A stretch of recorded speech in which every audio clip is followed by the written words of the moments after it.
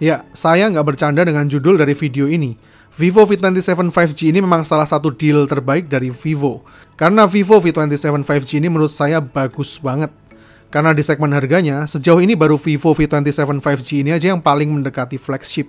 Tanpa Vivo berusaha bawa-bawa kata flagship di promosi mereka. Mulai dari 120Hz 3D curve screen-nya yang flagship banget, chipset Dimensity 7204 nanometer yang efisien banget, sampai kualitas fotografi dan videografinya yang mantep banget berkat sensor kelas flagship Sony IMX766V. Yang udah kita tahu sendiri gimana kualitasnya kalau dipakai buat foto low light. Pokoknya nyaris sempurna hampir di setiap aspeknya. Dah, langsung kalian nilai sendiri aja. Lewat Vivo V27 5G kali ini, Vivo mengusung slogan Ultimate Portraits dan menawarkan hal baru melalui inovasi Aura Light Portrait. Seperti yang kalian lihat, kini di modul kamera belakangnya terdapat sebuah LED melingkar layaknya ring light. Bedanya dengan flashlight, pencahayaan dari Aura Light ini lebih soft dan rata, jadi nggak ngasih efek yang terlalu tajam ke objeknya. Dikombinasiin dengan kekuatan sensor Sony IMX766V dan algoritma Portrait Mode, hasilnya di kondisi low light foto portrait bisa seperti ini.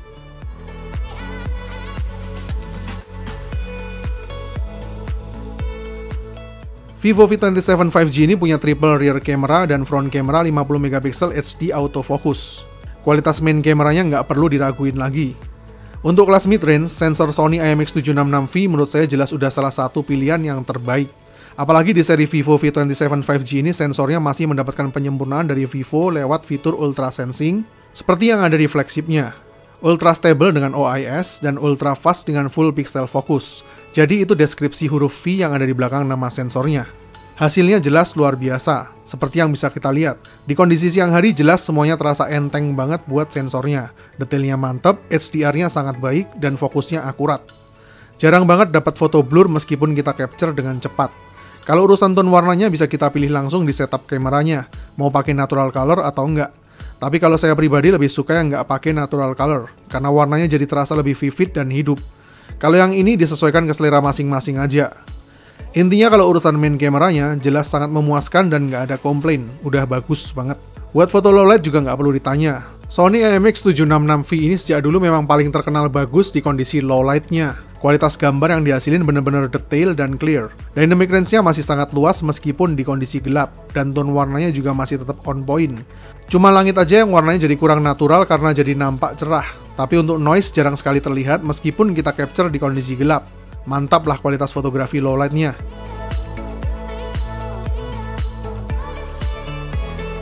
Begitu juga dengan kualitas portrait mode-nya. Udah berasa kayak kamera mirrorless aja. Detail sangat tajam dan clear, bokehnya deep banget dan separasi objeknya rapi. Mantap lah kalau portrait mode-nya. Sesuai sama slogannya Ultimate Portraits.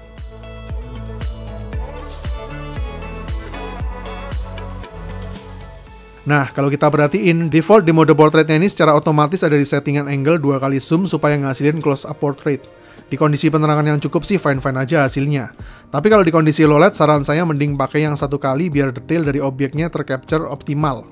Tapi kalau memang mau foto portrait di kondisi low light, kepakailah fitur utama Aura Light Portrait. Tinggal masuk aja ke style dan pilih low light portrait, multiple tap buat pilih efek-efeknya, atau mau polosan aja kayak gini. Dan hasilnya, meskipun foto close up portrait di kondisi low light, kualitasnya masih tetap mantap.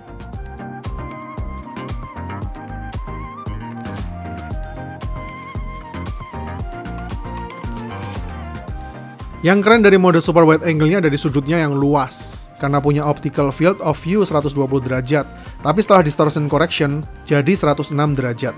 Makanya distorsinya terlihat sangat minim di sini, meskipun angle-nya terlihat luas. Tapi untuk kualitas detail dan HDR-nya memang masih belum sebaik yang ada di main kameranya. Yang baru di front kameranya adalah 50MP HD autofocus. Masih termasuk front kamera dengan resolusi paling tinggi di segmennya. Dan algoritma autofocus yang akurat. Hasilnya memang detail dan fokusnya cakep banget. Tapi untuk skin tone-nya menurut saya masih terlihat pale.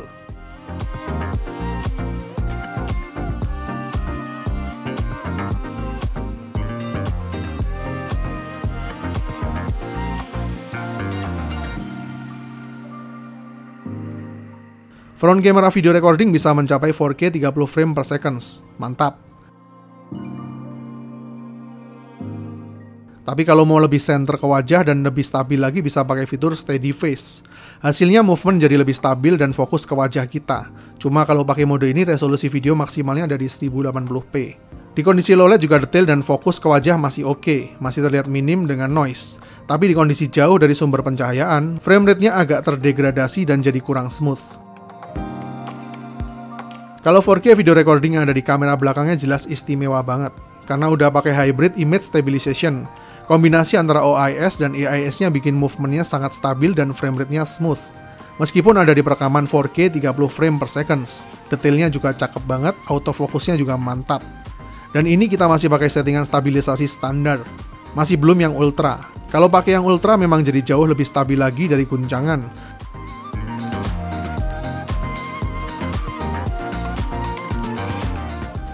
Tapi kompensasinya resolusi maksimal ada di 1080p. Jadi kalau menurut saya pribadi, kestabilan standar di resolusi 4K 30 frame per second-nya aja udah tergolong sangat memuaskan. Begitu juga dengan Super Night Video. Berkat kombinasi Sony IMX766V, Ultra Sensing dan OIS-nya, buat recording video di kondisi low light pun hasilnya masih tetap memuaskan. Detail dan fokusnya tetap terjaga, frame rate-nya masih smooth, kestabilan masih mantap, dan noise-nya sangat minim, hampir nggak terlihat di kondisi low light yang masih cukup dekat dengan sumber cahaya. Bahkan ketika agak jauh dari sumber cahaya pun masih terlihat bagus. Frame rate dan stabilisasi masih oke, hanya sedikit sekali noise-nya di area-area paling gelap aja.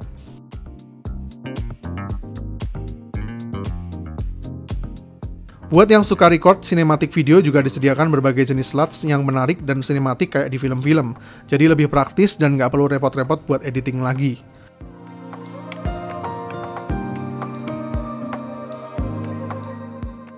Ada juga fitur Vlog Movie Creator, buat kalian yang suka bikin short movie di TikTok atau IG Story. Ada 26 templates yang bisa dipilih mulai dari portrait, night scene, sampai food. Cara bikinnya juga praktis banget. Overall video recording yang ada di Vivo V27 5G ini jelas salah satu deal maker terbaik di segmennya, karena memang sangat memuaskan. Begitu juga dari segi desain, salah satu yang paling flagship di segmennya saat ini menurut saya. 120Hz 3D curve screen dengan layar lengkung, style desainnya sleek dan minimalis, terlihat premium dan tipis banget. Ketebalannya cuma 7,36 mm, tapi terasa solid banget di handheld, nggak ada area kosong, keset di tangan dan sama sekali nggak berbekas sidik jari. Sudah tersertifikasi IP54 juga jadi dust resistant dan splash resistant. Varian warna yang saya review ini namanya Flowing Gold, tapi ada juga varian warna Noble Black, buat yang nggak pengen terlalu glowing. Modul kamera belakangnya mengusung desain dual tone step yang minimalis, ditambah aura light-nya di bagian tengah yang justru nambahin kesan elegan. Displaynya juga tergolong luas 6,78 inch AMOLED dengan refresh rate 120Hz. Bezelnya juga tipis dan fleksib banget. Warnanya bright dan vivid, pengoperasiannya berjalan smooth di Vantage OS 13-nya ini. Buat slide-slide dan gonta-ganti aplikasi juga terasa sleek dan nyaman berkat kombinasi 8GB RAM plus 8GB extended RAM-nya yang bisa jalanin sampai 27 aplikasi sekaligus di belakang layar. Mantap! Kalau bicara mengenai performanya, yang paling saya suka dari Dimensity 7200 dengan fabrikasi 4 nanometernya ini adalah efisiensi dayanya yang mantap. Kombinasi antara baterai 4600 mAh dan Ultra Large VC Bionic Cooling Systemnya yang sangat optimal buat nyebarin panas secara merata dan mengurangi panas sekitar 1,5 derajat. Dengan body tipis ini tapi temperaturnya adem dan baterainya awet banget, itu jelas selling point yang sangat bagus. Pas kita testing dengan PCMark baterai stress test, bisa mendapatkan angka 17 jam 42 menit. Itu jelas termasuk luar biasa. Sekali lagi mengingat bodinya yang tipis ini, jadi jelas efisiensi daya yang dihasilin chipset 4 nanometernya optimal banget. Tapi bukan berarti performanya nggak ngebut.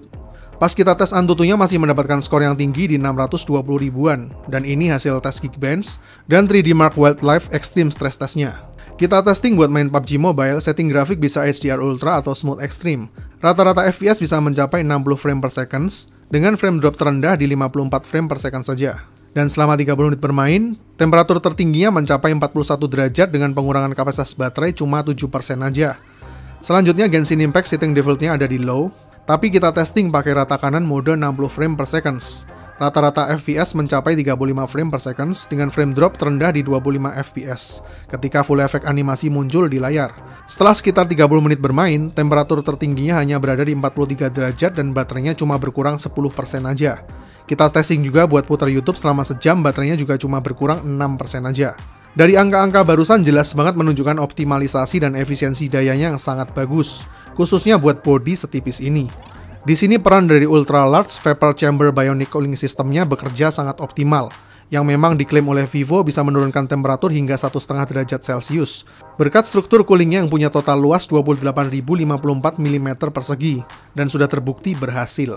2 thumbs up buat tim dari Vivo, karena ini adalah salah satu smartphone yang punya bodi paling tipis, tapi punya performa paling optimal. Tetap adem dan hemat daya juga. Ditambah lagi dengan adanya fitur 66 watt fast charge yang jelas menjadikan Vivo V27 5G ini nggak bakalan punya isu sama sekali mengenai urusan daya.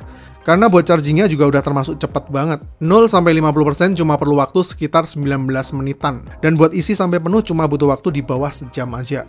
Fitur lainnya, Vivo V27 5G ini juga udah mendukung NFC multifunctions, cuma memang belum bisa ditambahin memori eksternal aja. Tapi mengingat kapasitas internal memori sebesar 256GB yang ditawarin di Vivo V27 5G ini, urusan penyimpanan data tadi jelas sama sekali nggak jadi masalah, karena kapasitas 256GB itu udah lega banget.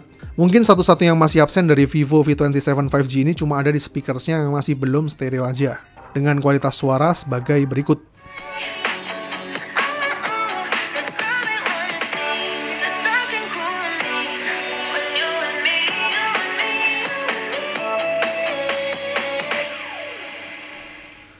Oke, kesimpulannya, Vivo V27 5G ini menurut saya adalah salah satu deal terbaik yang ada di awal tahun 2023 ini. Kalau kalian memang sedang mencari smartphone mid-range yang punya kualitas paling flagship di market saat ini, dengan yakin saya akan merekomendasikan Vivo V27 5G ini. Karena kalian jelas menang banyak di setiap aspeknya. Saya lebih kesulitan mencari kekurangan HP ini di tengah kelebihannya yang bejibun. Desain ala flagship terbaik di segmennya, performa mantap dengan efisiensi dan optimalisasi sekelas flagship, dengan fotografi dan videografi yang punya sensor sekelas flagship, dan sangat memuaskan untuk berbagai jenis kondisi.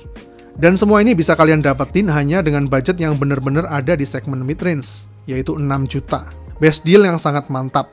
Good job buat Vivo, semoga kalian bisa mempertahankan pencapaian ini, karena ini jelas bakal mendisrupsi pasar smartphone di kelas mid-range. So, buat kalian yang masih ragu, Vivo V27 5G ini jelas sangat layak untuk kalian beli. Saya Vian, see you in the next videos.